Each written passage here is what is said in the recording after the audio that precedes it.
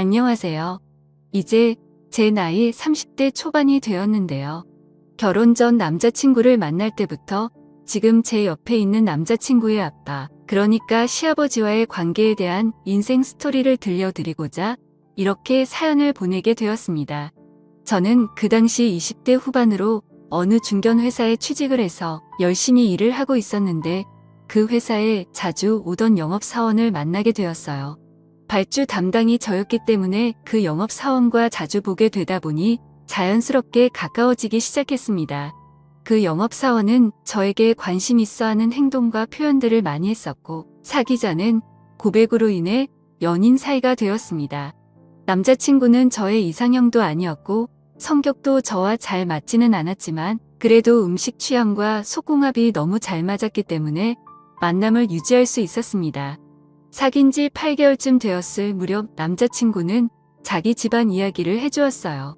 형제가 둘인데 위에는 2살 많은 형이 있고 형은 결혼을 해서 아버지와 함께 아버지 댁에서 살고 있다고 했습니다. 어머니는 췌장암 말기라서 시한부 인생을 사시며 요양원에 계시고 아버지는 바람기가 좀 있으셔서 예쁜 여자들을 좋아하는데 그 중에서도 글래머러스한 예쁜 여자를 특히 좋아하시고 그 예쁜 여자들하고 놀 때는 적당히 돈을 쓰시면서 인생을 즐기며 사신다는 거예요. 그리고 수시로 여자들을 바꾸며 생활하고 그 여자들도 6개월 이상은 절대 안 사귀신다고 하더라고요.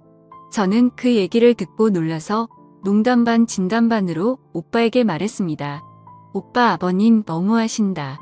어머님이 병으로 생사를 오가시는데 여자 만나는 걸 즐겨 하신다고? 게다가 그냥 여자도 아니고 가슴이 예쁜 여자라니? 세상에, 그럼 아버님께 인사드리려 가면 나 엄청 이뻐해 주시겠네. 오빠가 나보고 가슴이 정말 예쁘다고 맨날 칭찬해 줬잖아. 이렇게 웃으며 말을 했더니 남자친구는 갑자기 정색하며 단호하게 말하더라고요. 행여나 우리 아버지 앞에서 치마 같은 거 절대 입지 말고 특히 가슴 파인 옷이나 달라붙는 거 조심하도록 해. 알았지?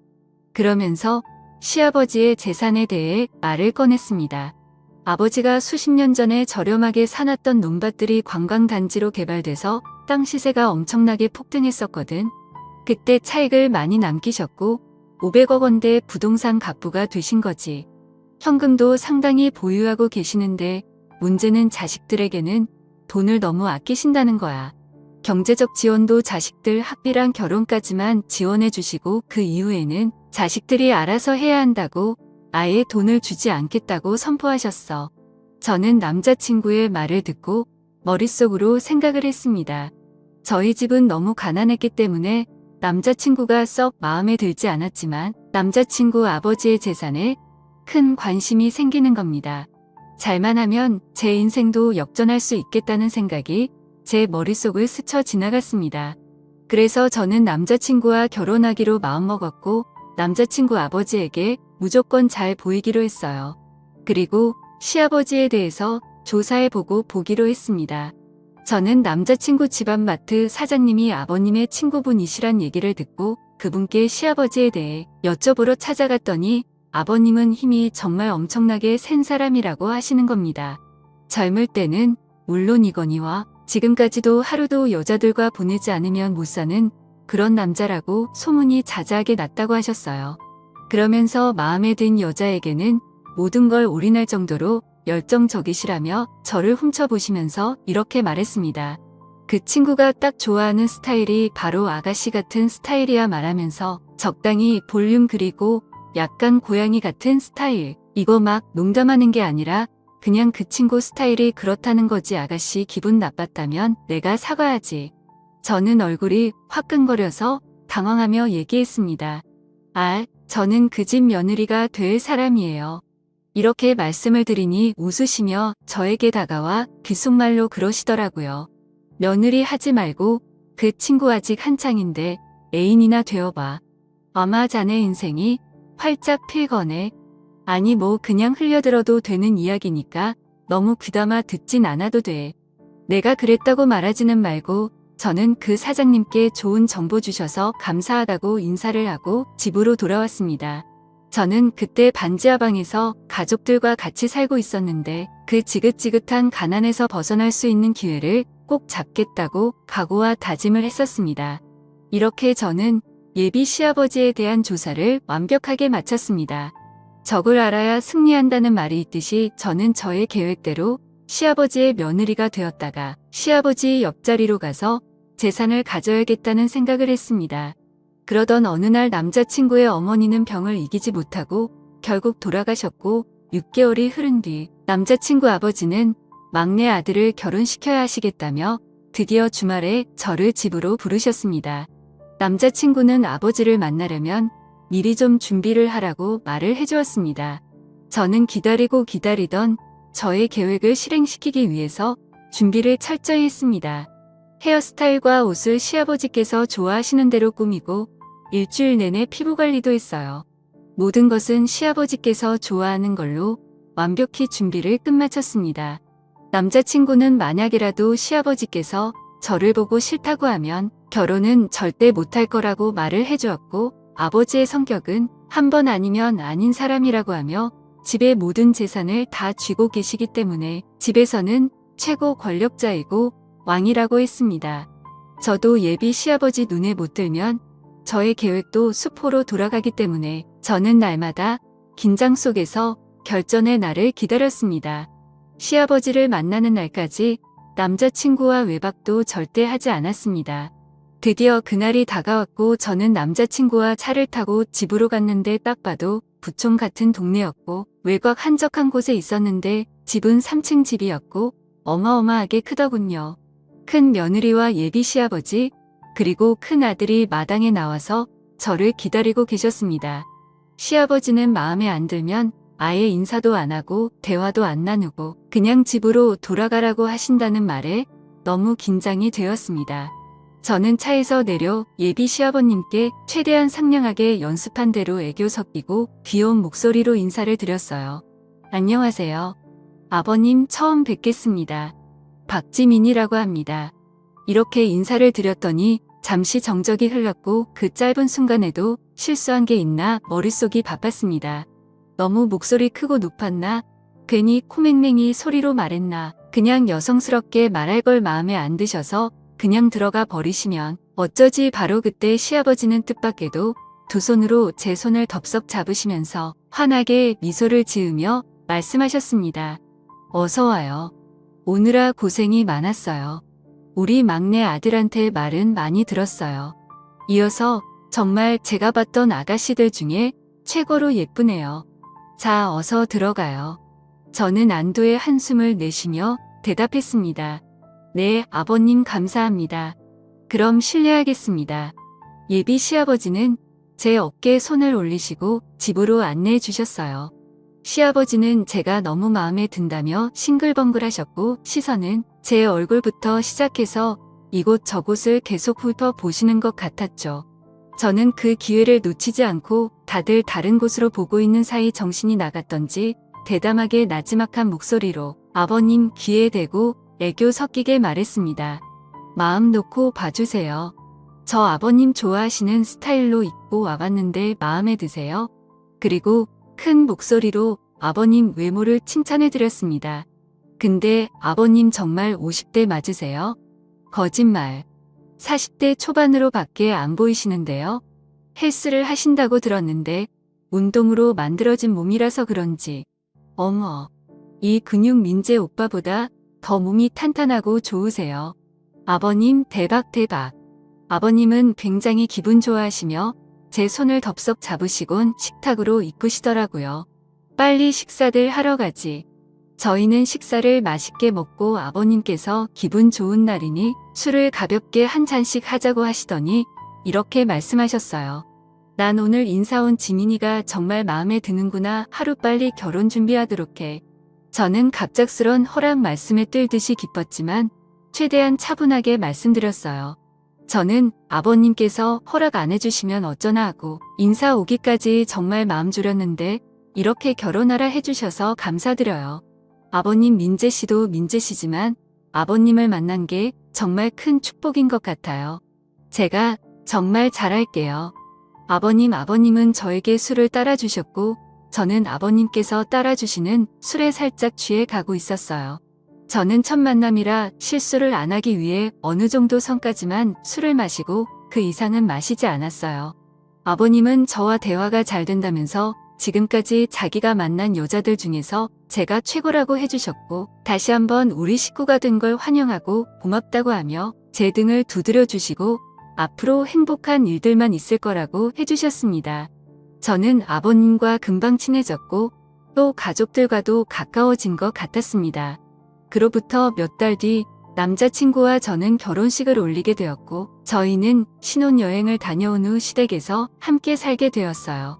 집이 크니 한 층씩 사용을 하였고 아버님은 저에게 하시는 모든 행동들이 자식들한테 하는 것보다 더 잘해주시고 그 예뻐해 주셨고 사랑을 듬뿍 주셨습니다.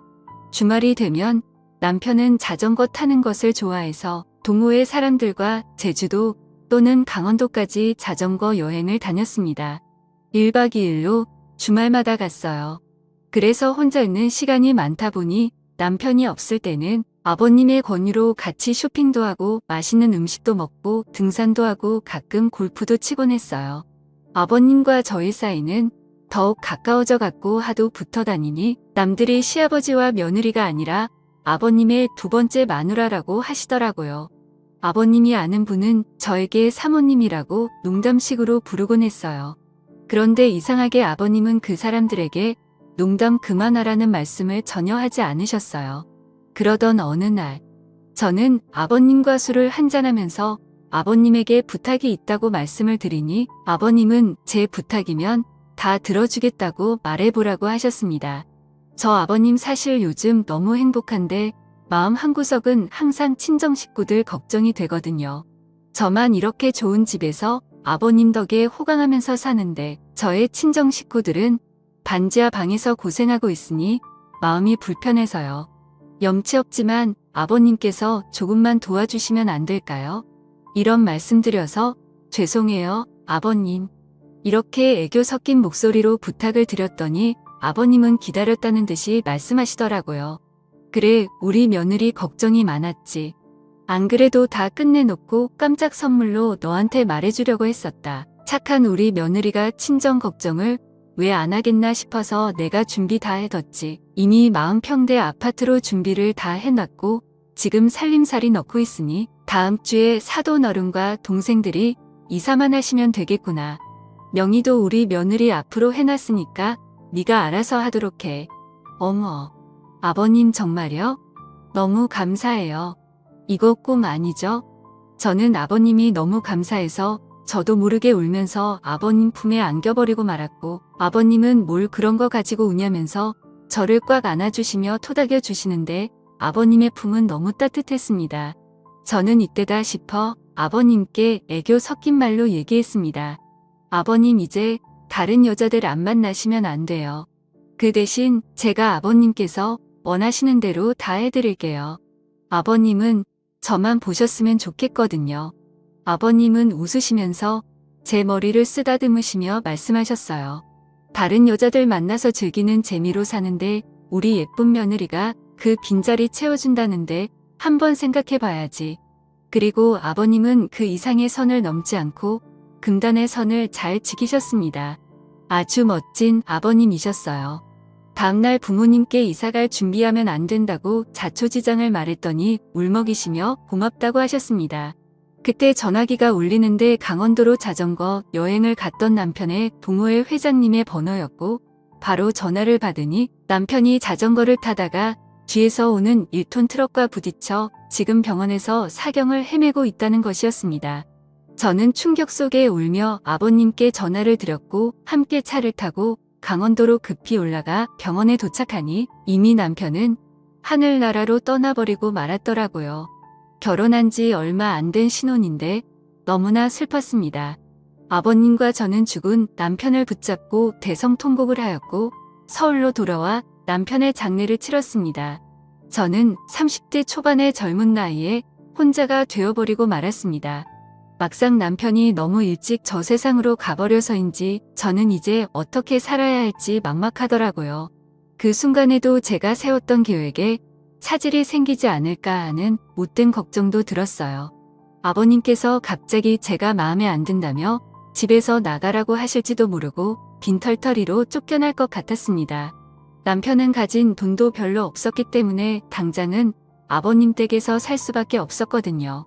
그때 아버님은 저를 부르시더니 이렇게 말씀하셨어요.